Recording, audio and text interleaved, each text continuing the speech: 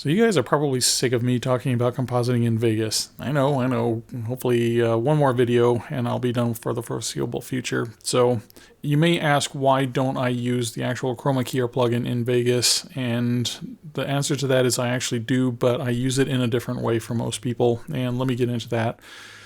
First, let me show you what I have here. On my bottom layer, my background layer, I just have a checkerboard pattern. I have sort of preset up my parent-child compositing method that I normally use, and on the top layer I just have a copy of the source video. This is an outtake from an actual promo that I shot last month. And so the only thing you're seeing right now is the source video with no processing on it. Now, let's turn on our Chroma Key and full screen this, and you see that it's not terrible.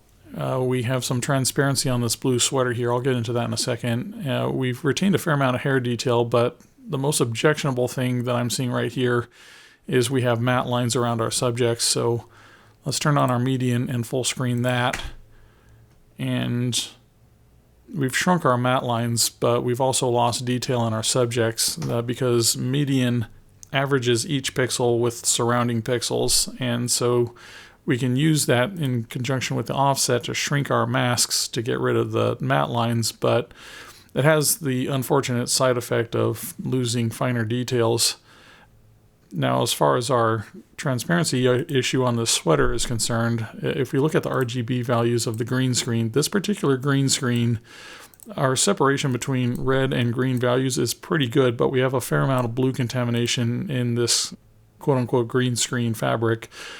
So if we look at the mask, we can clamp down on this to get rid of our transparency, and right about there. But if we go back to our subjects here, we've now lost a lot of the fine detail in their hair. It tends to be either there or not, and there isn't a lot of gradation. We have little bits of their hair just kind of disappearing at random. So I can't really use that. So now if I mute that and unmute my parent-child down here, let's go. Let's look at that. Right now I am using the actual Chroma Key, and we have our values set basically to the same as our top layer. Let's look at this full screen. And this is significantly better. We've retained more hair detail. We do have matte lines. Let's turn on our median. And yeah, we do have issues with fine details in their hair disappearing, but we've gotten rid of the matte lines. Now, if I switch over to my other method where I'm using the channel blend and mask generator, let's turn off the Chroma Key. I am concentrating solely on the green channel, and the computer doesn't care about the blue contamination of the green screen. And so if we full screen that, we've retained a lot more. Oh, let's turn on our median. Full screen that, we've retained a lot more detail in their hair. There's a lot more gradation.